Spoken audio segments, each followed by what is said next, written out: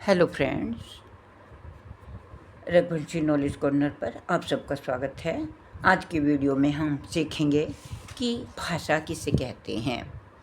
आपको पता होगा कि हम अपने विचारों को किसी दूसरों तक पहुंचाने के लिए किसी न किसी भाषा का प्रयोग करते हैं, क्योंकि बिना भाषा के हम अपने भावों को, अपने विचारों को दूसरों तक नहीं पहुंचा सकते।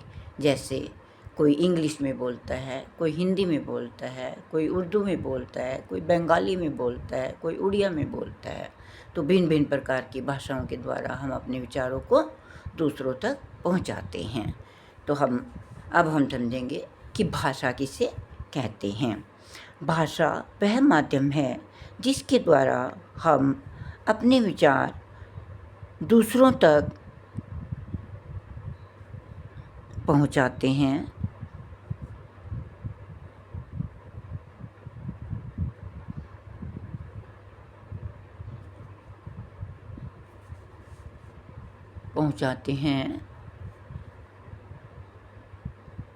और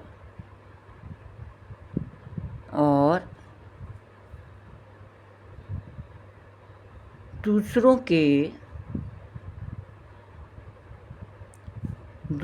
के विचारों को समझते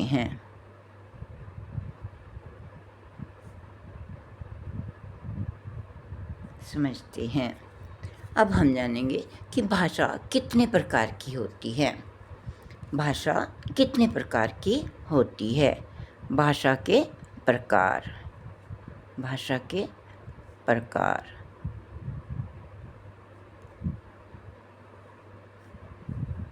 क्योंकि हम अपनी बात को कहने के लिए अनेक प्रकार की भाषाओं का प्रयोग करते हैं। जैसे हम लिखकर किसी को अपनी बात बता सकते हैं, हम बोलकर अपनी बात किसी को बता सकते हैं, और हम इशारों के द्वारा भी अपनी बात को दूसरों तक पहुंचा सकते हैं।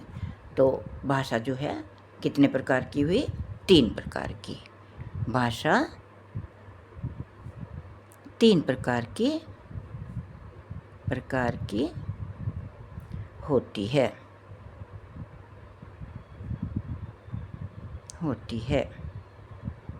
नंबर 1, मौखिक भाषा।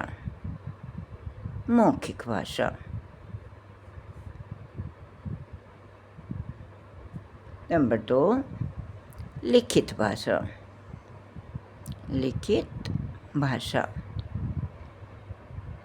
नंबर 3, सांकेतिक भाषा।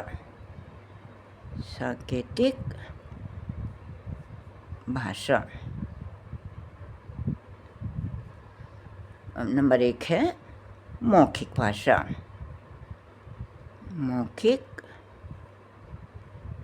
भाषा।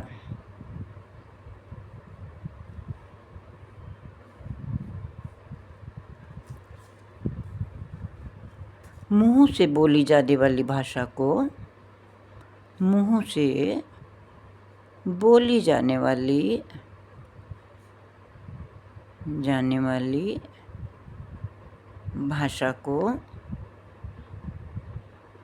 भाषा को मौखिक भाषा कहते हैं।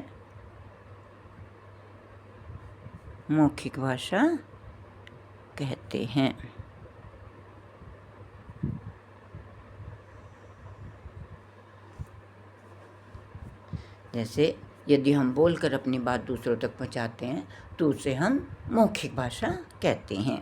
नंबर 2 है लिखित भाषा।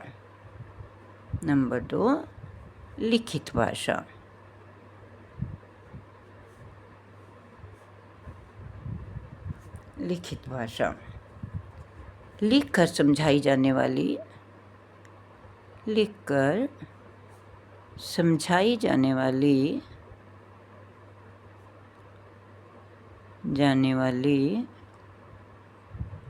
भाषा को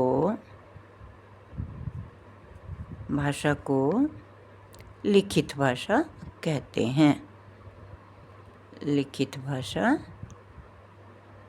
हैं। जब हम अपनी बात को लिखकर दूसरों तक पहुंचाते हैं तो उसे हम लिखित भाषा कहते हैं। तीसरी है सांकेतिक भाषा। सांकेतिक भाषा।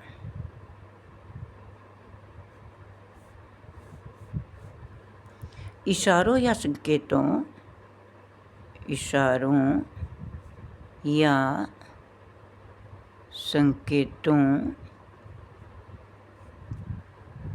संकेतों से समझाई जाने वाली भाषा